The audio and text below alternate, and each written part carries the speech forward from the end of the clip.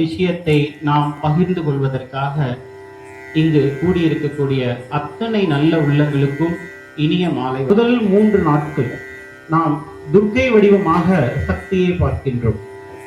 முதல் 3 நாட்கள் துர்க்கையை நாம் வழிபடுவதன் மூலமாக நமக்கு சொல்லப்படுவது என்னவென்றால், நமக்குள் இருக்கின்ற தீய குணங்களை நாம் நமக்குள் இருந்து முதலில் அகற்ற வேண்டும்.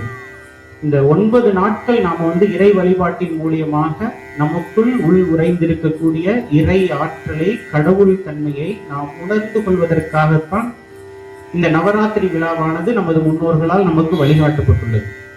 இறைவன் எங்கேயோ இருக்காரு, நம்ம பூஜை ரூம்ல இருக்காரு, கோவில்ல இருக்கிறாரு அப்படின்னு நம்ம தேட வேண்டியதில்லை. இறைவன் நம்ம எல்லாத்துக்குள்ளாரையுமே தான் உறைந்து இருக்கிறார். அப்படி உள்ள இருக்கக்கூடிய இறைவனை நாம் உணர்ந்து கொள்வதற்கு சில வழிமுறைகள் இருக்கு. அந்த வழிமுறைகளிலே முதல் வழிமுறை என்ன அப்படின்னா, இப்ப நாம ஒரு வெளியூருக்கு போறோம்னு வச்சுக்கோங்க, வீடை பூட்டி வச்சிருக்கோம் அப்படின்னா, வெளியூர்ல இருந்து வீட்டை திறந்த உடனே என்ன பண்ணுவோம்? முதல்ல வீட்டில் இருக்கக்கூடிய ஜன்னல்கள் எல்லாத்தையும் திறந்து விடுவோம். அடுத்து முதல்ல ஒரு தொடப்பத்தை எடுத்து உள்ள இருக்கக்கூடிய அசுத்தங்கள் எல்லாத்தையும், குப்பைகள் எல்லாத்தையும் பெருக்கி வெளியில தள்ளிட்டு தான் நம்ம அந்த வீட்டுக்குள்ள அறிய போவோம். அதே மாதிரிதான் இந்த துர்க்கை அவதாரம் அப்படிங்கிறது, முதல் 3 நாட்கள் நாம் அப்படிங்கிறது நமக்குள்ளார இருக்கக்கூடிய தீய எண்ணங்களை நாம் நமக்குள்ள இருந்து வெளியேற்றும் போதுதான் நமக்குள்ளார இருக்கக்கூடிய இறைவனை நம்மால் உணர்ந்து கொள்ள முடியும். அப்ப ஒவ்வொருத்தருக்குள்ளாரையுமே நாம நமக்குள்ளார இருக்கக்கூடிய தீய எண்ணங்கள் என்ன அப்படிங்கிறது ஒவ்வொருத்தருக்குள்ளாரையுமே இருக்கு. அது அவங்களுக்கே தெரியும். குறிப்பா பாத்தீங்கன்னா, ஒரு சில விஷயங்களை நம்ம எடுத்துக்கலாம். அளவுக்கு அதிகமான ஆசை, கோபம், போட்டி, பொறாமை, புறம் பேசுதல், அடுத்தவங்களோட முன்னேற்றத்தை பார்த்து மகிழ்ச்சி இல்லாம வைத்தறிச்சல் சொல்லணும். அந்த மாதிரியான உணர்வுகள் நமக்குள்ளார இருந்தது அப்படின்னா, நமக்குள்ளார இருக்கக்கூடிய இறைவனை நம்மளால ஒரு நாளுமே உணர்ந்துக்க முடியாது. எப்பவுமே நல்ல சக்தியை விட மாயைக்கு ரொம்ப பவர் அதிகம். அப்ப உள்ள இருக்கக்கூடிய இறைவன் உள்ளதான் இருக்கிறார். ஆனா நான் சொன்ன இந்த மாதிரியான எதிர்மறையான குணங்கள் நமக்குள்ளார மேலோங்கி இருந்தது அப்படின்னா, நமக்குள்ளார இருக்கிற இறைவனையே நம்மளால உணர்ந்துக்க முடியாது. 2வது, அது இன்னும் கூடுதலான பாவ சுமையை நமக்குள்ளார கொடுக்கும். நான் சொல்றேன் பாருங்க, நான் சொன்னதுலயே ஒரு விஷயத்துக்கான ஒரு சம்பவத்தை சொன்னேன்னா இது எவ்வளவு பெரிய பிரச்சனை அப்படிங்கிறது தெரியும். இப்போ உதாரணத்துக்கு புறம் பேசுதல், ஒருத்தர் இல்லாத நபரை பத்தி நாம பேசுறோம்னு வச்சுக்கோங்களேன், அது எவ்வளவு பெரிய பாவம் அப்படிங்கிறத நான் சொல்ற ஒரு உதாரணத்துல இருந்து உங்களுக்கு புரியும். ஒரு ஊர்ல ஒரு ராஜா இருந்தாராம். அந்த ராஜா அந்த ஊர்ல இருக்கக்கூடிய சன்னியாசிகளுக்கு எல்லாத்துக்குமே சாப்பாடு போடுறது அப்படிங்கிறது அவரோட வாழ்நாளோட புண்ணிய காரியமா வச்சிட்டு இருந்திருக்கு.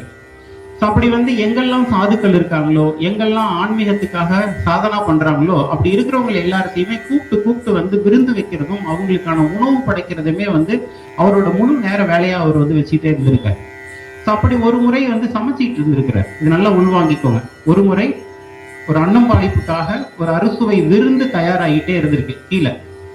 அந்த நேரத்துல என்ன ஆயிருக்கு அப்படின்னா, ஒரு கழுகு ஒண்ணு ஒரு பாம்பை கொத்திட்டு காலில் தூக்கிட்டு மேல பறந்து போயிட்டு இருக்கு.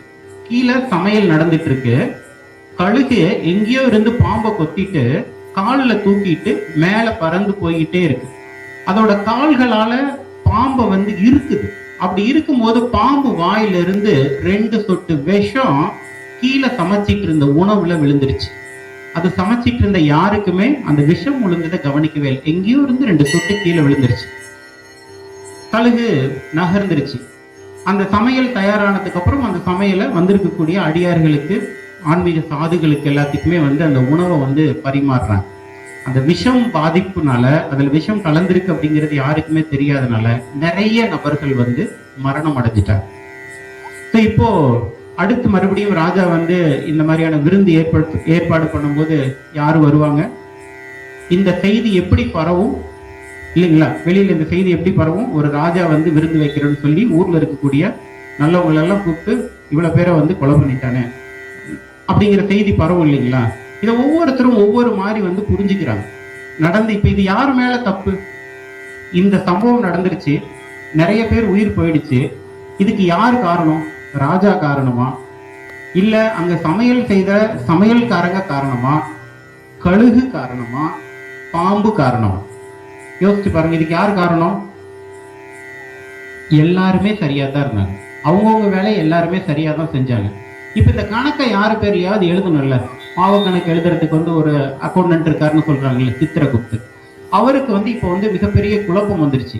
இந்த கணக்கை யாரு பேர்ல எழுதுறது? இவ்வளவு பேரு ஆன்மீகத்துக்காக போராடிட்டு இருந்த, ஆன்மீக முன்னேற்றத்திற்காக சேவை செஞ்சிட்டு இருந்த அடியார்கள், சாதுக்கள் எல்லாம் இறந்து போயிட்டாங்களே, இது பெரிய பாவ கணக்காச்சே, இப்ப இதை யாரு பேர்ல எழுதுறது அப்படின்னு எல்லாத்துக்குமே ஒரு சந்தேகம் வந்துருச்சு.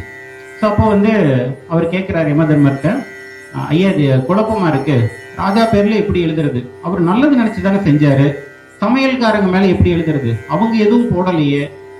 கழுகு மேல எப்படி எழுதுறது? கழுகு ஒரு இறைய தூக்கிட்டு தானே பறந்து போச்சு. பாம்பு மேல மட்டும் எப்படி எழுத முடியும்? அது இருக்கும்போது அதோட உயிர் பயத்துல விஷம் சாப்பாட்டுல விழுந்துருச்சு. இது யாரு பேர்ல எழுதுறதுன்னே தெரியல அப்படின்னு அவரும் சொல்றாரு. ஒரு 2 நாள் பொறு, நான் இதற்கான தீர்ப்பு சொல்றேன், யாரு பேர்ல எழுதுறது அப்படிங்கிறத முடிவு உனக்கு தெரிஞ்சிடும் அப்படின்னு அவர் சொல்றாரு. 2 நாள் 4 நாள் ஆகுது, ஒரு வாரம் ஆகுது.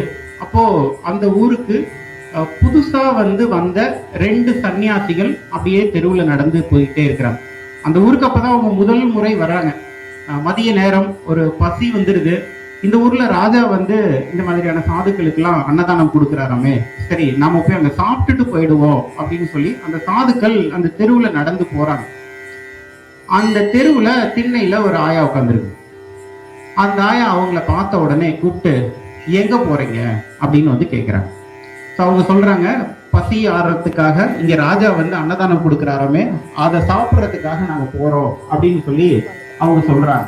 அப்போ அந்த பாட்டி சொல்றாங்க, அங்க போயா சாப்பிட போற, படுபாவி, உனக்கு விஷயமே தெரியாதா? நீ ஊருக்கு புதுசு போல இருக்கு. 10 நாளைக்கு முன்னாடி தான்ப்பா விருந்து வச்சான். விருந்துல சாப்பிட்ட மொத்த பேருமே விஷம் பாதிப்பாகி செத்து போயிட்டாங்க. அங்க போயா நீ சாப்பிட போற அப்படின்னு சொல்லி அந்த பாட்டி கேட்கிறாங்க. இப்ப அங்க யமதர்மன் சொல்றார், சித்திரகுப்தா கவனிச்சியா, நடந்தது என்னன்னே தெரியாம சும்மா உட்கார்ந்துட்டு இல்லாத நபர்களை பத்தி, ஒரு புண்ணிய காரியம் செஞ்சிட்டு இருக்கிறவங்களை பத்தி புறம் பேசுது பாரு ஒரு அம்மா, மொத்த கணக்கையும் அந்த அம்மா பேர்ல எழுது அப்படின்னு எழுதின ஒரு கதை இருக்கு. அப்போ நாம காதால கேட்ட யாரோ எங்கேயோ சொன்ன ஒரு தகவலை அந்த நபர் இல்லாத போது அது உண்மைன்னு நம்ம நம்பி இன்னொருத்தரை பத்தி பேசுறோம் பாருங்க. இந்த புறம் பேசுதல் அப்படிங்கிறது இருக்கிறதுலயே மிகப்பெரிய பாவ செயல் அப்படின்னு ஆன்மீகத்துல சொல்றாங்க.